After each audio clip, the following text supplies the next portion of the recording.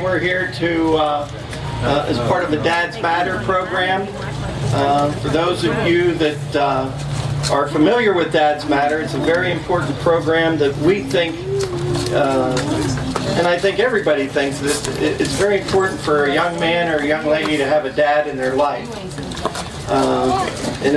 Those that don't know me, my name is John Malone. I'm the chairman of the board of the Private Industry Council, and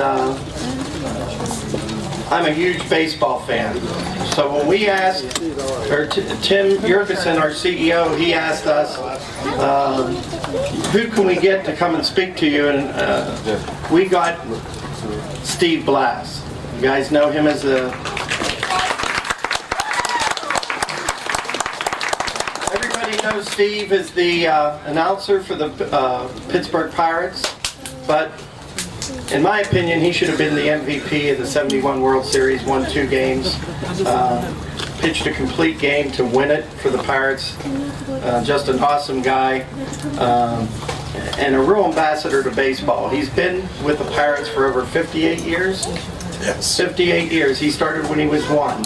And they needed someone to work in the bathrooms, and he started at 1 and then worked up to bat boy, and now he's 59. But nonetheless, we're going to start off today's program by doing the Pledge of Allegiance. So if you'd all please stand and remove your hats. And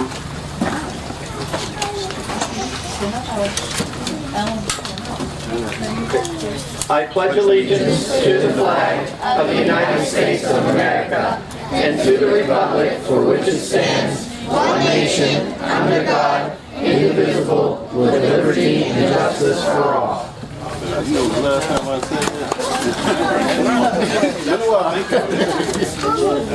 Okay, and again, I'd like to welcome the crowd here today. Thank you all for coming. I hope you all are as big a Pirate fan as possible. Before we get started in today's program, we have a special guest today, straight from Washington, D.C. We have a good friend of mine, retired Pennsylvania State Policeman, and now Chief of Staff for U.S. Congressman Tim Murphy, Lou Lazaro.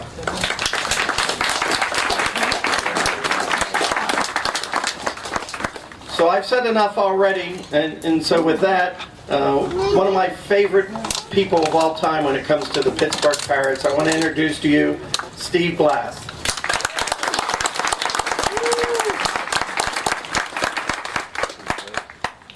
Well, thank you very much. Thanks for coming out, and thanks for caring enough to be out here for a program where we can hopefully have an interactive discussion as to why dads matter. By the way, moms matter, children matter, uncles, nieces, nephews, everyone matters. And this is kind of an interesting program for me because I do speak a lot.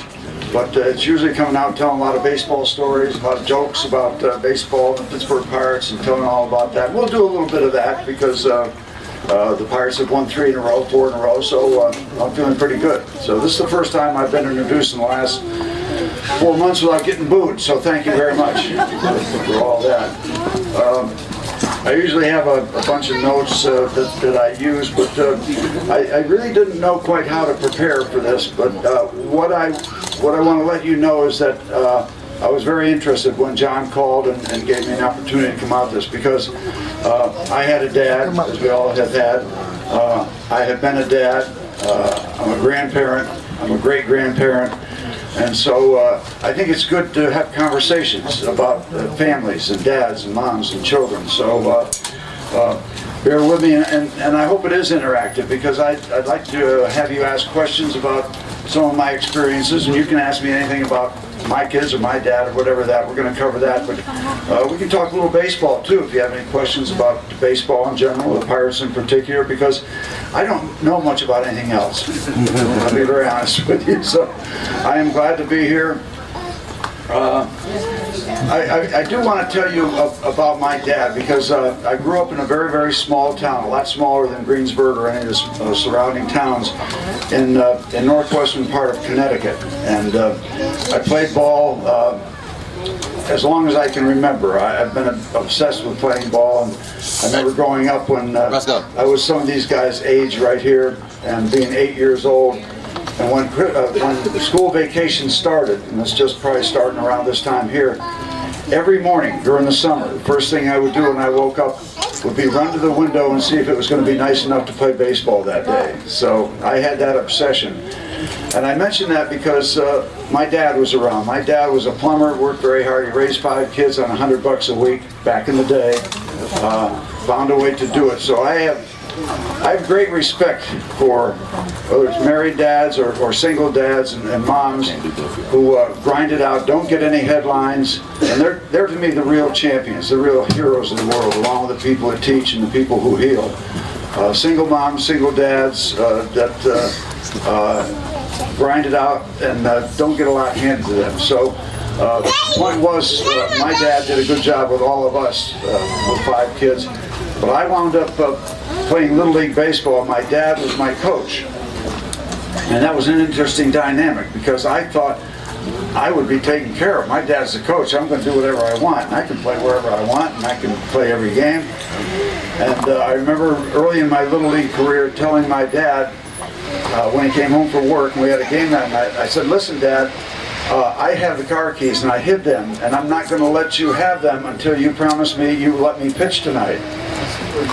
I did not pitch for the next 11 games. So yeah, I got a little life lesson there from my father about thinking I had executive privilege because he was my coach. But when I think back of my dad, who got up every morning, went to work, and like a lot of dads, came home from work and went out and raked the Little League field or put the bases in or whatever you had to do, distribute the uniforms, I look back and have a real appreciation for that.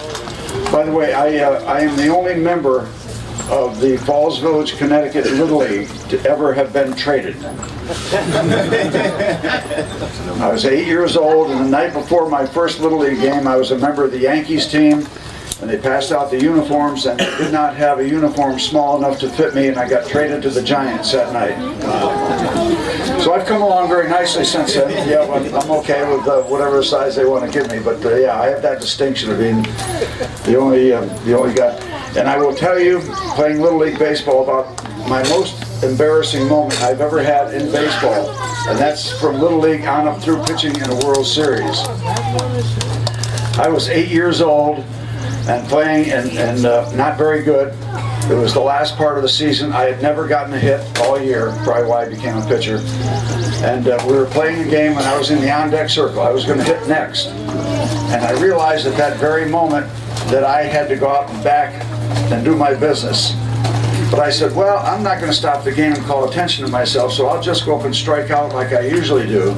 And then nobody will know I'll go out and back to the dugout and take a whiz. So I get up to the plate and I swing, and darn if I didn't hit the ball, and it goes over the first baseman's head down the right field line. I ground first, pull into second. So happy, and then I realized that I was still in trouble. And at 8 years old, standing on second base in the middle of a Little League game in Falls Village, Connecticut, I wet my pants. That's the bad news. The good news is back in 1950, when that happened, we had those big wool gray uniforms that weighed about 50 pounds each. Nobody knew it but me.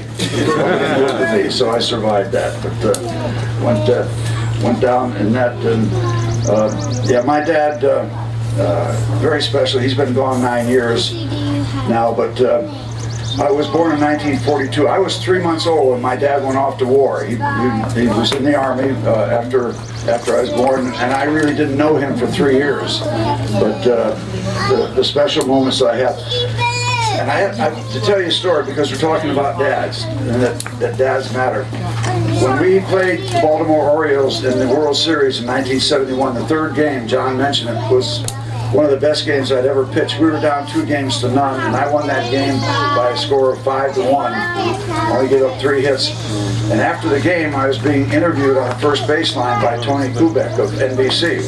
Just a great game. We finally got back in the World Series. And as they're doing the interview back in Three River Stadium, I don't know, how many people have been to Three River Stadium? Okay. You remember there were cement roofs on the dugout, and the dugout was on the flat part of the field, and the roofs were about 10 feet above the ground. So I'm doing this interview on first baseline, and all of a sudden I look over, and on top of our dugout there's a guy trying to get through security, and they're keeping him off there, but he's on the roof of the dugout. And finally, I looked over, we're doing the interview, and I see this guy jumps off the roof, 10 feet above, hits the ground, starts running out toward me and Tony Kubek. And of course, after he takes a second step, I realize it's my dad. And I wouldn't insult your emotions by making that up, but my dad jumped off the roof of the dugout after the third game of the World Series so he could be with his kid that had just won a World Series game. And you know, we all have dads or have had dads, and you have those singular moments that you will remember for the rest of your life. And I don't need a computer to remember that. In fact, I don't use computers. I touched my wife's computer the other day and the garage door went up. So I don't touch them. But I can pull that up in my memory every time. And you know, just to think, you just won a World Series game and your dad feels enough about you to jump off that dugout roof and run out onto the field. And I've got a picture. And I brought it along. Actually, I didn't bring it along. The guys had it here. But that's me after the third game of the World Series, and the guy in the blue shirt is a plumber from Falls Village, Connecticut. And he went out to see his kid pitch that World Series game. And that picture was in Sports Illustrated.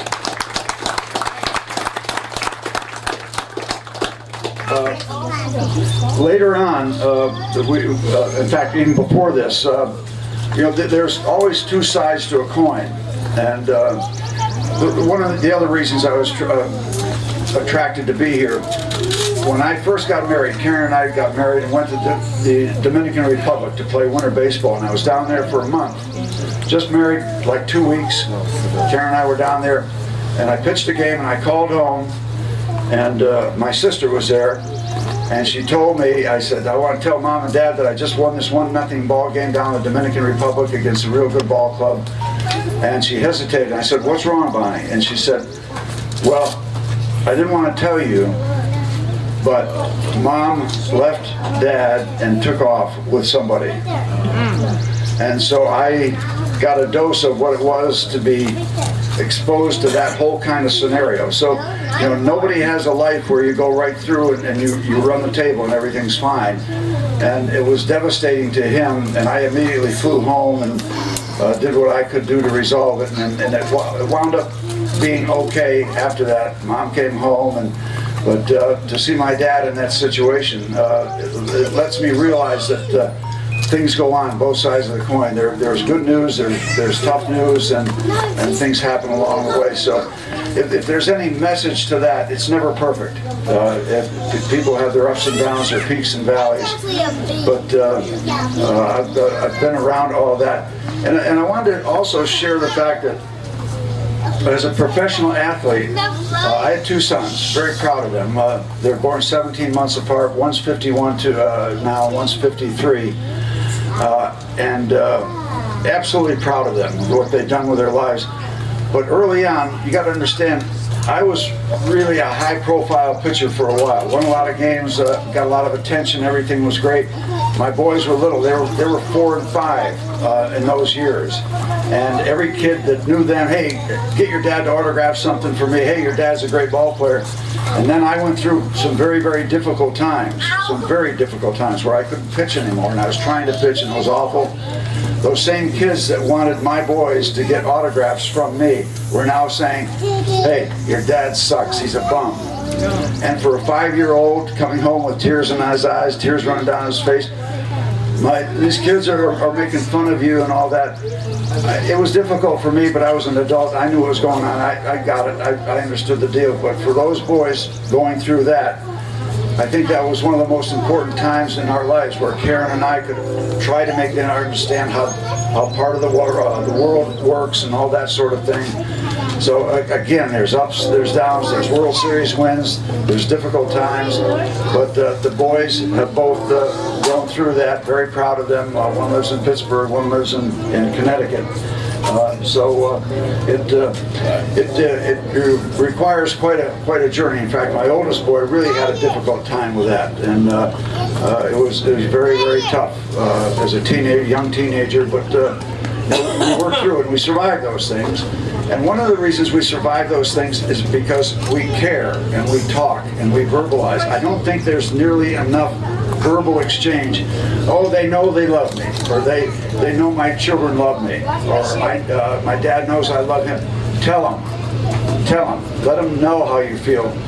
Sometimes it's too late. So the more you can exchange, this interchange and interaction between parents and children, whether you're married or single parents, again, you all matter. And the more you discuss it, the more you open up the dialogue and open up the conversation, the more it lends itself to at least making progress in these situations. Some things that can't be resolved, but there's a lot of things that can if you maybe try a little harder, verbalize a little more, and it's all part of it. You don't want to go through your life not knowing what somebody thinks about you, or not letting somebody know what you think about them. So it's all part of the journey.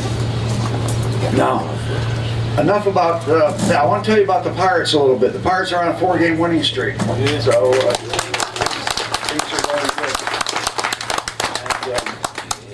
One of the big things for the Pirates, for a while early in the season, we were pitching so well and we couldn't hit. And we were losing 1-0 games. We played a series in St. Louis and got beat 3-game series, 2-1, 2-1, 2-1. Our pitchers pitched terrific. We didn't get any runs. Now we were in a stage recently where we were scoring runs, averaging 6 runs a game, and we couldn't get anybody out. So it makes you realize you can't be a one-dimensional Major League Baseball team. You've got to hit some and pitch some.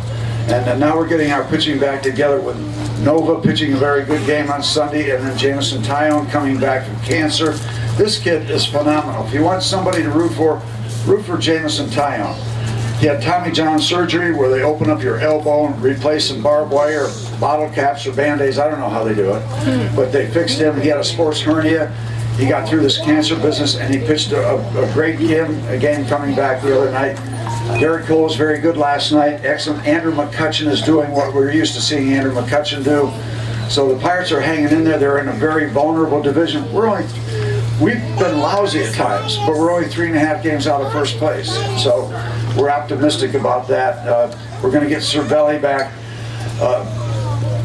It's amazing. A phenomenon that's happened in the last couple of years. The disabled list now is a major player in Big League Baseball. All these people on the disabled list. They're coming back and forth. You don't know who's healthy and who's not. And I mentioned because Cervelli's going to be back, Stewart's going to be back. Marte, who made a horrific mistake with the steroids, is going to be back.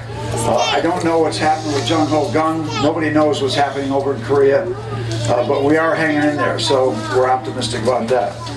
Now, I cannot ever get up in front of people without talking about the 1971 World Series, because any kid who plays ball, boy, girl, softball, wiffle ball, baseball, you dream about pitching or playing in the World Series. And I had the chance to do that. I had a chance to pitch in the World Series, represent me, myself, my family, my city, my organization.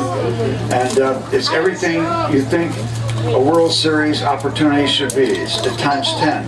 It's unbelievable, and I got to live that. And I got to play on a team that had a man by the name of Roberto Clemente. How many people remember? You better all raise your hand. What an honor it was to spend 10 years as a teammate of Roberto Clemente. He's the best baseball player I ever saw. And Clemente had the gift of being able to take a 10-year Major League veteran and turn you into a 10-year-old kid, because you didn't want to take your eyes off him. He was unbelievably magic to watch. And be pitching and have him play right field and back of you, and have Maz at second base and Willie Starzl at first base, 3 Hall of Famers. Clemente in right, Maz at second, Starzl at first. I mean, how good is that? And so that was a wonderful experience to go through 30 spring training games, 162 regular season games, 7 games in the World Series and the playoff. By the time you get through 200 games and you wind up being able to wear this ring, the World Championship ring. It's worth every minute of it because, see, this represents much more than a World Series check, although that's not bad. But it represents the people that you went through that whole experience with. The Clementis, the Starzls, the Mazeroskis, but also the Jackie Hernandezes, the Charlie Sands, the Manny Sanguillen, all those guys, the teammates that you'll remember for the rest of your life. It's like when the Penguins came to our ballpark last night. We had the Stanley Cup right in front of us. I had it sitting right in front of me last night during the Pirate game. I looked around at all those young men who, by the way, look a lot younger without their beards. But they're going to remember what they've done for the rest of their lives, and they did it back to back. Just an unbelievable thing for our whole area to be able to be proud of. But playing on that World Series team with all those guys, the Danny Murtaughs, the Doc Ellises, all the guys, the doctor. Doc Ellis was one of my best friends, and he could put you on in a minute, but Doc Ellis could flat out pitch. He was a hell of a pitcher. They're going to do a movie about it. Yeah. It's called No No. I'm in that documentary. Yeah. But Doc Ellis was a great teammate, great pitcher. 1971, our World Series, at the All-Star break, he was 17-3. That's how good he was that year. Get us there. But to go through all that and be a teammate with a guy named Manny Sanguillen, who is my all-time favorite catcher. How many people remember Manny Sanguillen? Remember that smile on his face? Everybody loves playing baseball to get to the big leagues, but some guys wear it on their sleeve. Manny Sanguillen, when he was playing, you could tell he was having the time of his life. So it was great to be a teammate with him and all the other guys, and winning that last game, unbelievable. And I was able to sneak my dad into the clubhouse after the 7th game of the World Series and pour champagne on his head. I don't know if he's ever had champagne before that in his life. He said, "Don't spill it all, don't spill it all." But it was quite wonderful. And to tell that story about him jumping off the roof on the previous game. So, what I'd like to find out from you, if you have any questions about the Pirates or baseball in general. Yes, young lady. Stand up, please. How many games have they won? How many games have the Pirates won? I think right now they are 29-35. Wow. So, yeah. Now, you were going to ask me how many games I won, weren't you? Yeah. Yeah, I won 103. And here's the thing, 57 of them were complete games. Over half. You don't see that anymore. That's something. And these guys that are pitching 5 innings anymore. We used to pitch 9 innings all the time. Bob Gibson one year had 37 starts and 28 complete games out of the 37 starts. It's different now, but just a little editorial comment. When you train these kids in the minor leagues to pitch 5 innings, what's going to happen when they get to the big leagues? They're going to pitch 5 innings. So as a result, the bullpens have taken on an added role, and we have a very good bullpen. By the way, keep track of this name too, Felipe Rivero. We all know Aroldis Chapman throws harder than anybody in baseball. Felipe Rivero throws pitches that get to 101 miles an hour. And trust me, I hit against Nolan Ryan. I was terrified. Nolan Ryan threw, these guys are throwing 101, he had to throw 105. And it wasn't much fun. I had to hit against them. I told the catcher, I said, Jerry Grody, first time I ever hit against Nolan Ryan, I said, listen, no problems, 3 pitches, I'm out of here. But I'll tell you one thing, if he hits me, I'm going to hit you. So we got that squared away. But Aroldis Chapman really throws hard, but Felipe Rivero throws 100, 101, 99, and then he has a slow curveball, and it's just not fair to hitters. It's almost cruel. So he's going to be, I think, a very, very good closer for our ball club. And but I appreciate you asking about that. She asked her question. She moved away now, so it's okay. She's over there. Thank you. Yes. Can you throw a knuckleball? You know, it's interesting. I did throw a knuckleball when I was really struggling and trying to find out the pitching. I threw a knuckleball, and I can throw one, but what you got to be able to do, you got to be able to throw it for strikes like 8 out of 10 times. I couldn't do that because it's a hard pitch to control. And in fact, a Hall of Fame catcher told me once, somebody asked him, how do you catch a knuckleball? He said, well, you wait till it goes by and goes to the backstop, and then you go get it. Right out there. Yes. It's not about baseball. That's fine. Absolutely. Come on in. How did it feel to get 2 hole-in-ones at the Greensburg Country Club? Let me repeat the question. The question is, in 2009, in September, how did it feel for me to get 2 hole-in-ones in 1 round at Greensburg Country Club? Well, let me tell you. How many yards away? Huh? How many yards? One was 165 and one was 170. Oh. Number 7 and number 15, but the odds were 67 million to 1. You have 2 aces in 1 round. In fact, I got a personal note from Arnold Palmer the next week saying I'd never gotten 2 in 1 round, but I've gotten the same one in 2 consecutive days. I got a personal note from Arnold Palmer. How good is that? But the interesting part of the story was that after the first one, I got on my cell phone, I called my son, I said, hey Chris, he's a 3 handicap and he never gives me any strokes. I said, Chris, I just got an ace at Greensburg Country again. We hooted and hollered. After I got the second one, I called him back and he hung up on me. He thought I was already drunk. So I said, I got another one. He said, well, he hung up on me. But that was an exciting day. And, yeah, that was almost as exciting as another day. And I know that this young guy right here was going to ask me if I ever hit a home run. Thank you very much for asking me. I hit 1 home run in my career. And it happened to be on Bill Mazeroski's birthday, who lives not too far down the road, September 5th, 1969. I don't remember, so long ago, I don't remember much about it, except it was September 5th, 1969, at Wrigley Field. Ken Holtzman was pitching. Temperatures were 74 degrees. Humidity was 45%. Winds out of the southwest at 2 miles an hour. There were 43,212 people there, partly cloudy skies. Other than that, it was very vague. I don't remember much about it. But the great thing was I hit the ball and ran to first base, and the coach said, take a left, because I usually veered off and gone back into the dugout. But that was a special day. Do you have a favorite national anthem singer? Pardon? Did you ever pick a favorite national anthem singer? Wow, did I ever pick that? I've never been asked that question. Did I ever pick a favorite? Well, I'll tell you, my favorites as an overview are military bands. I love to hear them rendering. I mean, I like to hear the drums and the cymbals, and I think it's great. Oh, goodness. Whitney, a phenomenal... For you guys, she said? Oh, no. But I mean, for you guys. For us, the girl from the North Hills, Aguilera, used to come on a regular basis, Christina, and sing when she was growing up in the North Hills. She always did a great job. But I'll tell you, some of the kids, I almost think some of the kids are very good, but some of the youngsters that are 11 or 10, it's almost unfair. But most of those young kids are good and they've been trained. Yes. Hi, first of all, I want to say thank you for your time.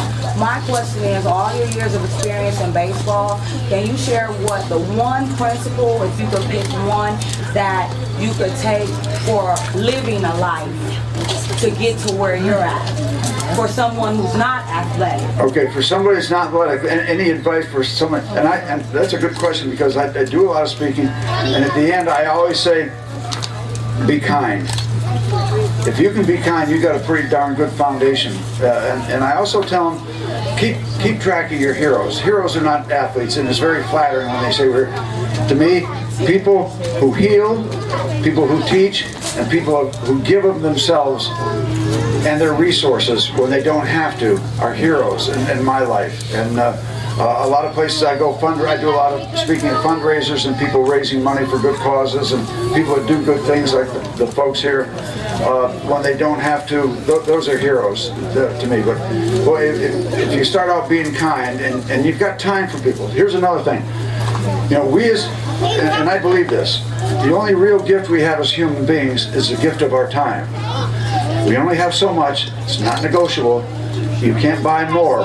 So much of how we are going to be judged is going to be based on how we distribute that gift. So if somebody gives you their time, cherish it. Everybody only has so much. Thank you.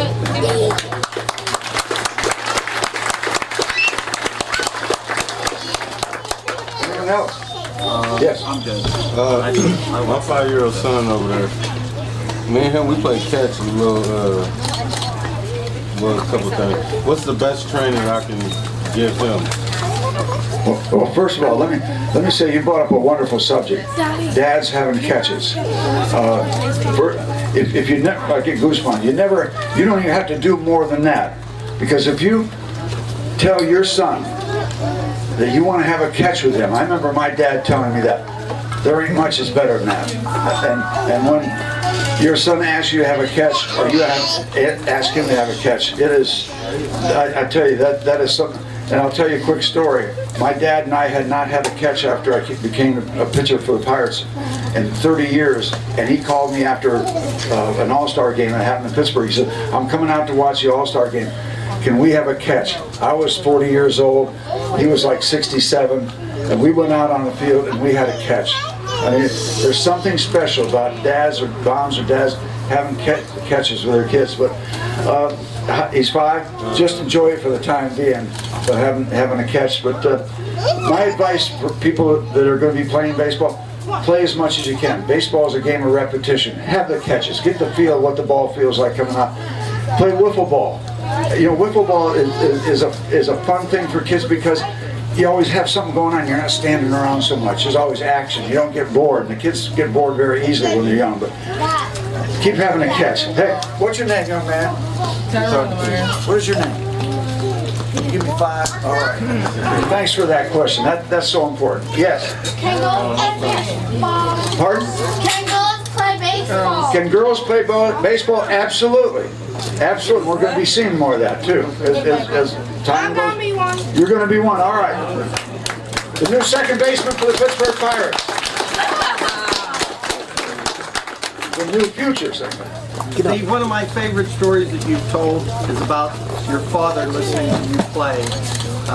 Oh yeah, well, Connecticut. I think it's a great story. Yeah, I'm from Connecticut, again, small town, and you could get KDKA around 8 o'clock at night because it's such a powerful station, 50,000 watts. So when I pitched, my dad in this little small town, this is a dad's story again, would get a 6-pack of beer and get in the car and just drive around Falls Village, Connecticut, and when KDK came in the strongest, he'd just turn the car off and have a couple and listen to the game. Bob Prince would be describing. He did that for years, and after every season, he would send Bob Prince an invoice for 2 car batteries and 6 cases of beer. That was one of Bob Prince's favorite stories. Yes. Did you ever incur an injury? And I know with football players there's a high rate of them getting arthritis and being in pain the rest of their life. Is it less with playing baseball?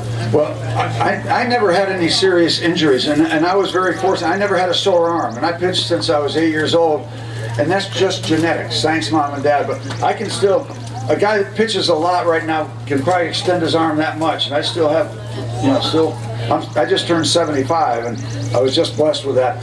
Now I had injuries. I got hit all over the place. The pitcher is so vulnerable when he follows through. So I had a broken thumb trying to grab a ball, another broken thumb trying to backhand a ball, pulled muscles, but nothing major. I was very, very fortunate. I pitched professionally for 16 years, something like that. And I was only on the disabled list twice. So, But you don't get as much arthritis as in football.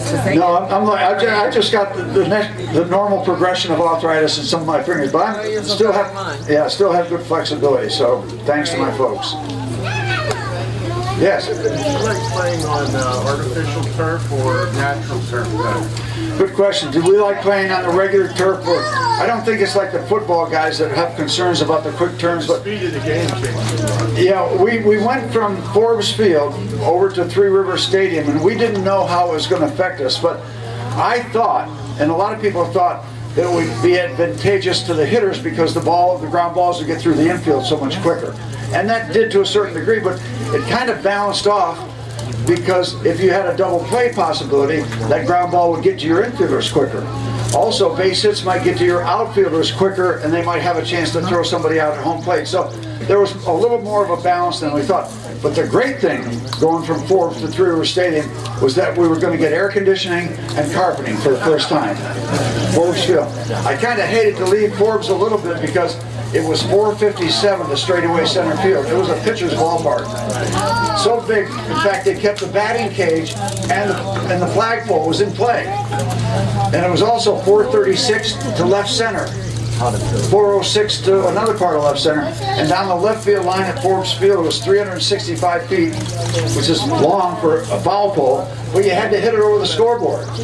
So you didn't get too many cheapies unless you hit it over the right field roof like Willie Stargell did about eight times.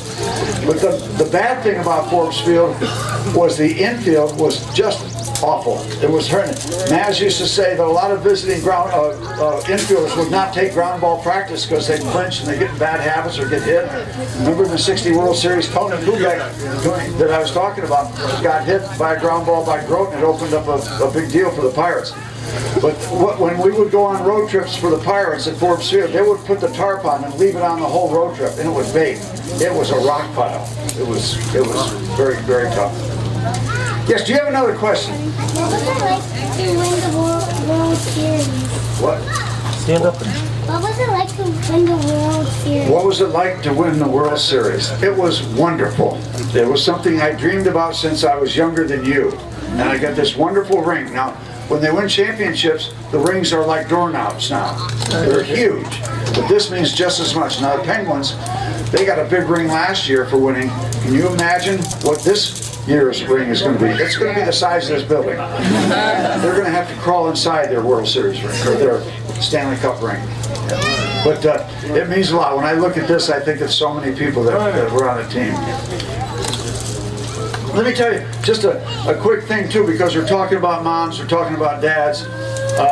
The life of a wife of a professional athlete. We are so consumed, especially during baseball. There's a game every day. There's 162 games plus spring training and all the other stuff. My wife Karen basically raised our two sons, because even if I wasn't pitching on a given night, the game never goes away. It's on your mind. What you did your last start, or if you're a regular position player, what you did last night, what you're going to do tonight. And just a tip of the cap to the moms that have been wives of professional athletes. It looks like a wonderfully glamorous life, and it is in many aspects. But yeah, Dad leaves at 3 o'clock to go play every day, and he's been thinking about it all day before he leaves. Then he goes on road trips. I had my wife call me from St. Louis one time. I'm getting ready to pitch about 4 o'clock in the afternoon. She said, "There's something under the couch in Connecticut." I couldn't do much, but a tip of the cap to, again, single parents that have to deal with a lot of different circumstances. Yes. Pardon me? The toughest pitcher I pitched against? Oh, probably Sandy Koufax. There's a list of them, because back in that day when I played from 64 to 74, it was a pretty heavy dose of heavy time. Sandy Koufax, Juan Marichal, Tom Seaver, Bob Gibson, Steve Carlton, all those guys. Great pitchers. And the great thing about that, you might say, well, that was tough. Yeah, it was tough. But if you beat those guys, it really validated you. And it really made you feel good. You could drive home. Hey, I beat Tom Seaver tonight. Didn't happen often, but it happened once. I hit a foul ball off Sandy Koufax in the game, and I called my parents after the game. Told my parents I hit a foul ball off Sandy Koufax. It was pretty good stuff. Do you have a question? Can I sign your ball and your glove? Oh yeah, as soon as we get through here. You don't go anywhere. I'm glad to. Yes. You mentioned a lot of great accomplishments that you've had. You consider your greatest accomplishment an athletic thing that you've done, whether it be your hole-in-ones or your baseball career, or something on. Well, I hope I can have two categories. I'm so proud to have been in one organization for 58 years. This is my 58th year with the Pirates. I've been married for 54 years, plus 4 years of bad behavior in high school. I'm very proud of that. Very proud of my baseball career, obviously, but having 2 kids that I'm very proud of, 5 grandchildren, 1 great-grandchild, a wife that I went to high school with and stood behind me and with me when things are good at the top of the heap of the World Series or at the bottom. I would say in the long run, I'm proudest of my family.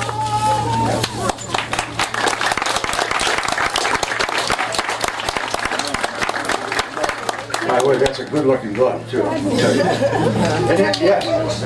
Who was the best hitter you ever faced? Who was the best hitter I ever faced? You want that alphabetically or by number? Probably Billy Williams of the Chicago Cubs. I helped put him in the Hall of Fame. I don't know, did anybody see the home run Giancarlo Stanton hit the other night at PNC Park? Over the batter's eye? I would have been proud to throw that. Willie McCovey hit a ball against me in San Francisco that made the Tide go out.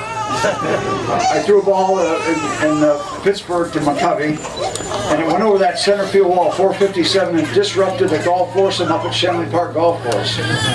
But yeah, McCovey, Billy Williams, Ron Santo, probably those are the guys. I pitched against Henry Aaron and Willie Mays. A quick story about Willie Mays. My rookie year, he was playing for the Giants then. I threw him a pitch. He grounded the ball to the first baseman, and I was so delighted that he didn't hit it out of the ballpark. I just stood there, and I didn't run over to cover first base. And so he got a single, and I said, well, we won the game 9-2 or something. And so the next day, one of the coaches came in and said, the manager wants to see you. I said, oh, good. He just won the game yesterday. Danny Murtaugh wants to see me. He'll congratulate me and everything. So I walked in, and big smile on his face, and he said, that Willie Mays can really get down the first baseline, can he? I said, yeah, sure, Danny, sure can. He said, it'll cost you $100 to see if you can beat him there next time. So little dose of reality. One question, how does it feel to Babe Ruth's last home run was that fourth field, wasn't it? Yes, last three. Yes, last three, so you actually played in a park with Babe Ruth. Yeah, a lot of people think I threw all three of those home runs, but I didn't. No. Yeah, there's so much history there. It was an honor to play there. You know, I never went to college, but I consider myself as having gone to the University of Baseball. My professors were Stargell and Clemente Mazeroski, Elroy Pace, Vernon Law, Bob Friend. They all helped me to do something very important. They helped me go from being a ball player to a major leaguer. And there's a difference. You know, a lot of ball players, but a major leaguer is a ball player. He has responsibilities to himself, his community, his organization, the world around him. And that changes you. You want, you know, there's a lot going around. We get so consumed as athletes, and you have to be obsessed. But if you can keep that obsession and still have a sense of the world around you, there's a guy in the Pirates right now that I think, two people, and I mentioned one of them, Jameson Taillon, very, very rare for a youngster like that. Tony Watson. Tony Watson has an idea of what's going on in the world around him, responsibilities, the ability to give back to the community, that sort of thing. Be aware of your surroundings, your teammates, everything that's going on. So it's important. Now I know it's very warm, so yes, we'll take one more, John. Yeah, go ahead. Yep, yes. Do you think there'll be any other players like you stay in the organization as long as you have? No, there will not be any players because see, I played before free agency. Guys move around, and you know I can't be a hypocrite. Probably I would have moved around if the money was like it is today. But I'm so proud that I did stay. Maz stayed with one organization. I know he's very proud of that. I'm proud that you did too. It's very rare, so it doesn't happen with people staying in one organization. They can't fire me now. I know all the secrets. I read your book, and I think that's one of the best books I ever read. Well, thank you very much. It was like I wrote a book about 4 or 5 years ago. Before I forgot everything, I wanted to tell some stories. Most of them are true, but I had a ball writing that. I just want to tell you again. I'm sorry. You're just yawning? Okay. That tells me it's time to finish up. No, you're fine. But I know it's warm. But thank you so much. It's been a pleasure for me to be here. But more so, you matter, and you care enough to be involved in these programs. And congratulations to the people that host these programs and sponsor them and put them on. Dads matter, and as I started to say, moms matter, kids matter. So thank you so much for caring, and again, be kind. Your life will be a little sweeter and you'll sleep better.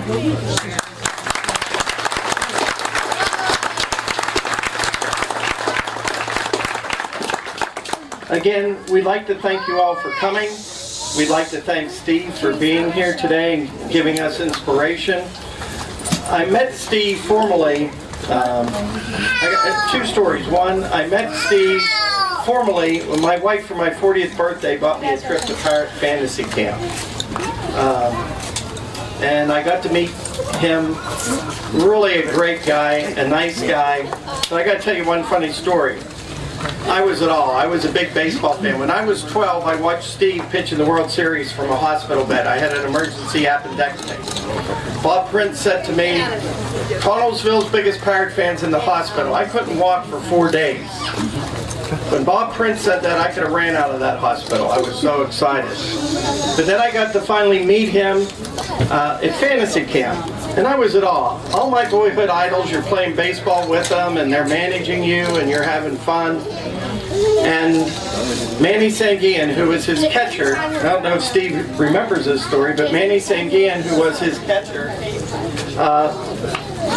he saw me in the lobby and he happened to be my manager there. And I drove him to the Pirate City to play baseball. And I was at all. I got Manny Sanguian in my car and I'm driving and I couldn't understand a word he said, but I'm going down there and he did say to me, he said, John, I have a favor to ask of you. And I said, well, what is it, Steve? He said, I'd like to borrow your car at lunchtime. I'm like thinking, well, you know, I got insurance on the rental car. And it is Manny Sanguian, so I gave him my car. He said, I only need it 1 hour. I got to go 1 hour. So lunchtime goes. Our afternoon game started at 2 o'clock. So I give it to him like at 11. 12 comes, he's not there. 1 comes, he's not there. 2 o'clock, the game's starting, he's not there. 2:30, he's not there. Finally, almost 3 o'clock, he shows up and hands me the keys. But in the interim, Steve told me, he said, where's Manny? I says, well, I lent him the keys to my car. And Steve put his arm around me. He said, don't tell me you lent him the keys to your car. He said, Manny Sanguian is the worst driver in the world. So I asked Manny, I said to him, I gave it back to him, and I said, is everything okay? And he said, yeah, I went to the hospital to sign some balls for the kids. I thought, boy, that's nice. And I said, well, tell me, Manny, every other player here got their own car. Why didn't you get one? He said to me, oh, I'm not able to get a car. I get too many tickets. So that was the story. And Steve told me, he says, never lend him the car. But anyway, I want to thank you all for coming out today, being part of the program. And once again, let's give it up for Steve Blass.